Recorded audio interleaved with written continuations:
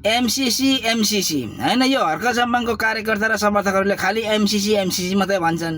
यो एमसीसीमा त्यस्तो नेपाललाई घातक पुर्याउने काम त कुनै केही देखिएन।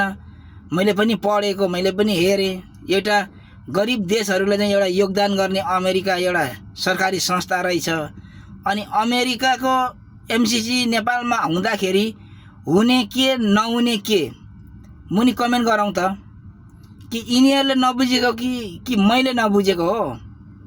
अब यिनीहरूको बुझाइमा छ एमसीसी पास भयो भने अब अमेरिकन सेना नेपाल आएर बस्छ अरे। त्यसो हो भने त यो साउदी अरब सबै खाडी मुलुकमा अमेरिकी सेना आएर बस्या छ, तर यो मुलुकमा एमसीसी पास छैन, एमसीसी कुनै छैन। अनि त्यो सेनाहरू किन आएर बसेको होला यहाँ? होइन, बाहिरबाट एमसीसी खारिज गरेर भित्रबाट त्यही युके बेलायतको धर्म संस्कार नेपालमा ल्याएर लागू गर्ने यिनीहरूको योजना त होइन, यिनीहरूको षड्यन्त्र त होइन। कुरा बुझौँ है साथी, कुरा बुझौँ।